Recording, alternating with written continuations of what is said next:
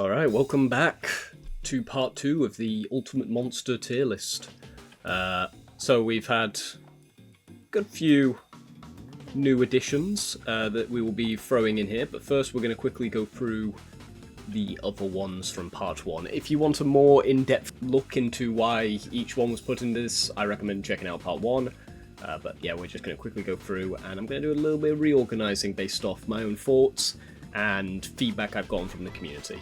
So, first up the big one, we're going to be moving Pyramid Head from S tier to S plus tier. Oh, yeah, and that's a big change. We've now got S plus S, A, B, C, D, E, F, F minus, and Z tier. Instead of just having them as just numbers, which I think just makes it a little bit easier. They'll still be ordered, more or less. But yeah. Alright, next, I'm thinking I'm going to be moving this guy up to here, actually. He was like the second monster I'd ever reviewed, and upon, like, re-evaluation, he's really cool designed. I don't know if I prefer him to Dredge, though. You know what I do prefer him to Dredge? It's Dark Gaia, I believe, from Sonic Unleashed. So, yeah, I think he's a better design than Dredge. Happy with this, this is all good. I'm thinking I'm going to actually drop this one down and this one down to B tier. Still really like the designs, still my favourite Tail Beast design from Naruto, but the issue with the Bio Lizard, I think it's called, from Sonic Escape to the City, maybe? I think that's one. Is its colour scheme is really, it's like rusty copper. And I just don't like it. I don't think it meshes well. I don't think it gives off... It has the ability to use like chaos control and that kind of stuff, and it doesn't give off that impression from its colour scheme. Minor thing, but yeah, it's still cool design, B tier. I'm going to be dropping these two down to C tier, just to kind of spread things out a little bit more. This one is a bias pick, and this one... Cruel Cumber from Dragon Ball is a bias pick, so he's dropping down a little bit. And... the Maneater I don't think is that interesting of a design.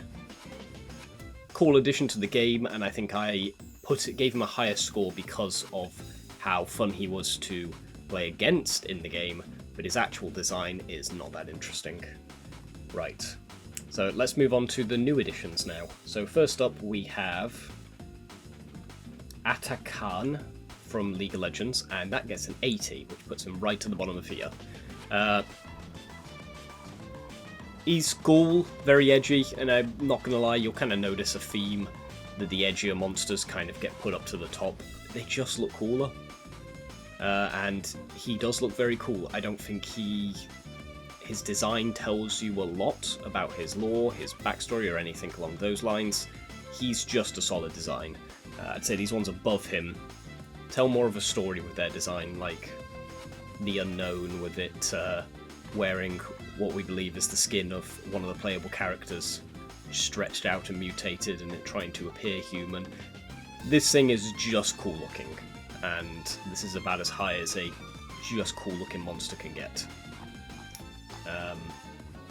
Yeah, it needs to just have slightly more reasoning for why it looks the way it does, and I don't think there's anything for it. It's just a demon. Right, moving on. Now we have... I should know his name. What's his name? Singularity, that's it.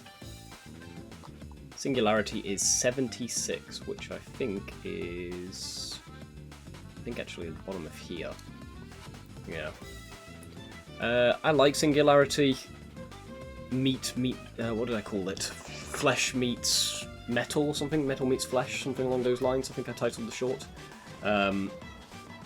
Very well done. I talk about in that short the inspiration for the movie that this creature is based off. And when you actually see that movie, you're almost like they've just completely copied the homework. Anyway, it's a cool design. The way they almost seamlessly merge the two together, but you can still clearly see the metal parts sticking out over the top of the flesh. Very cool, just not as exciting, I think, as the designs above it. Right, Nemesis. Now this is an interesting one. Nemesis got a 69, which puts him at the top of B tier.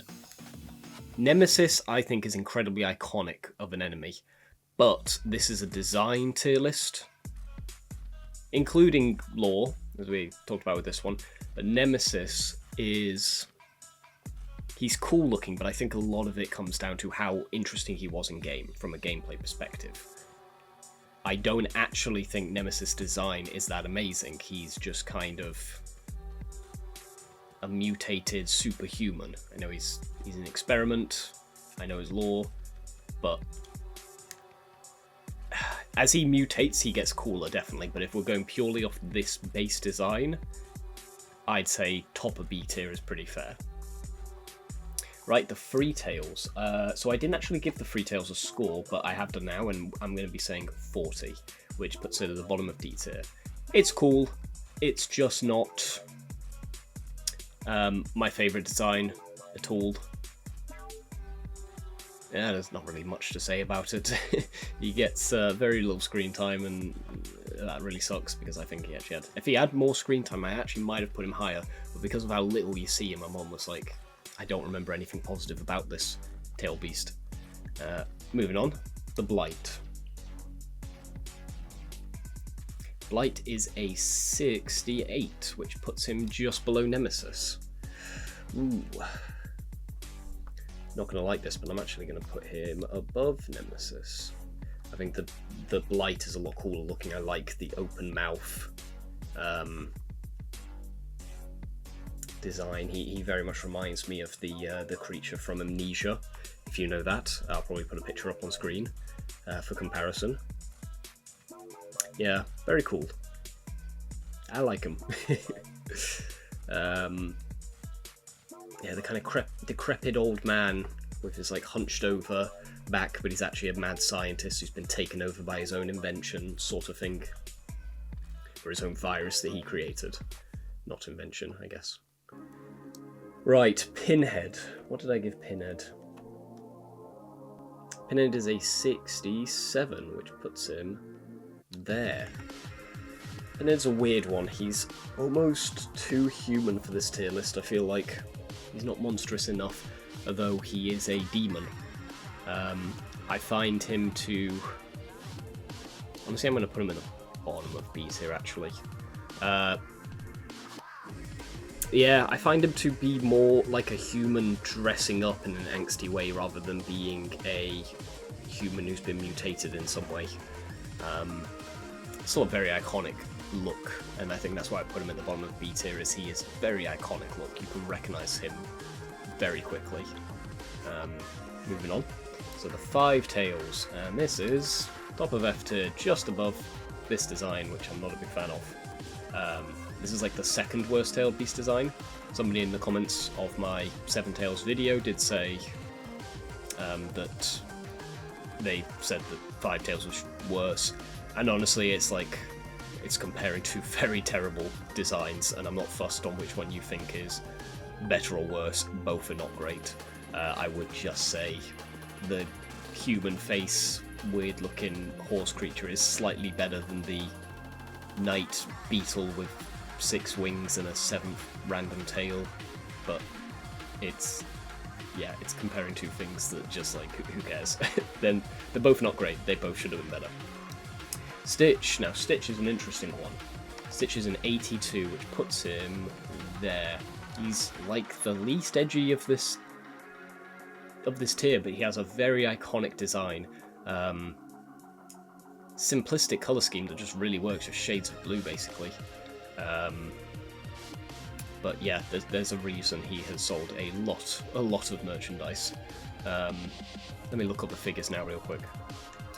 So apparently it's earned over 2.6 billion in purely merchandise. So it's clearly a design that's iconic enough to be selling massive amounts. So it has to go in at least S tier. I can see, in terms of money, if money was the be-all end-all of this one, it would be the top of this tier, because it's earned more than all of these franchises. But yeah, his design is a bit too simplistic. It's a bit too marketable to actually go any higher, in my opinion. Right, Tiamat. This is from Dungeons and Dragons, and I gave it a 88, which puts it somewhere here. I think about here. What did I say Stitch was actually? 82, so technically here. And Unknown is 88, so these two are actually tied. I'll put Tiamat just below. Tiamat, just a classic, iconic, 5-headed dragon, with a lot of lore as well to back it up. Just a very iconic look, each head being representing a different element. Badass looking dragon. And that is always going to score highly. Right, let's leave this one to last actually. We'll go for Red Eyes Black Dragon next. Red Eyes, I think, is an 80. Is it 80? Yeah, 80, so right at the bottom of S tier. Iconic design. In fact, I'm going to throw it to the top of A tier. I think that's a little bit better. Yeah, iconic Yu-Gi-Oh card, iconic looking dragon, color scheme. The art of the original Yu-Gi-Oh cards was just beautiful, and I think Red Eyes was like one of the peak versions of that as well, even for the old days. So yeah, top of A tier. And Blue Eyes White Dragon from Yu-Gi-Oh got a 90, I believe, which puts it about here, I think. Actually, just below, but I'm gonna put it, yeah, so according to my own score it would have been this, but I'm actually gonna bump Blue Eyes up to just above the Kraken. There's really not much to say. Blue Eyes White Dragon is the most iconic design in the whole of Yu-Gi-Oh! Dark Magician second if you were curious, but it's definitely Blue Eyes, even though he's not the main character's monster. He's just become that iconic. I think he's got like the most support out of every single archetype as well. Not 100% sure on that one though. And it purely comes down to this just majestic looking dragon. Most dragons look kind of, I don't know, animalistic or reptilian, whereas this one just shines, and yeah, it's Yu-Gi-Oh! Did a really good job of creating incredibly unique looking dragon designs, to the point where we got many iconic dragons from the series. That designs are still incredibly unique to this day. Many games just decide, oh, a dragon, what do they look like? Yep, scaly, often red, I throw that into the game, instead of putting more of a unique twist on it. And Yu-Gi-Oh! Definitely took that and made, and really went hard on the unique twist for a lot of its original dragon designs. Like, just take Slifer. That's one I'm definitely going to be reviewing soon. Slifer is such a cool looking dragon, honestly. It might be borderline S+ tier, but we'll see. We'll see. And last but not least, in fact, opposite of least, top of S tier, the Hellpit Abomination is 97. It's my latest short, I think, as of recording this video. And it's just such a badass Frankenstein looking monster. Yeah, my favourite in all of Warhammer series, both 40k and Total War. It's amazing. Yeah, if you're curious as to why I made a short on it recently, go check that out. But it has a 97, and I think I'm giving Pyramid Head a 95. So, okay, no, Pyramid's a 97. Okay, never mind. Well, technically these two are tied, but I'm going to put the Hellpit Abomination slightly higher. But yeah, so that's part 2. It's getting there, isn't it? We're slightly padding it out. I kind of need to pad it out with monsters I don't like the design of, but it's hard to do those as much. Yeah, if you have any designs... So when it comes to designs I'm going to review, because I'm not just going to review random games with terrible designs, I think if I'm going to be reviewing worse designs, it should be designs for like bosses that just didn't quite match the epicness of the other monsters in the series, such as these Ninetales. Like, maybe these guys as a standalone design isn't that bad, but when compared to the other tail beasts, they're considerably brought down because of that. So maybe there's some video games that are similar to that, where these designs stand out not because they're bad, not because they're of how good they are, of how bad they are in comparison to the rest of the enemy types in that game or movie or series or anything. Yeah, if you can think of any, let me know. But anyway, so that's part 2. If you disagree with any of the positions, I'm more than up for debating it.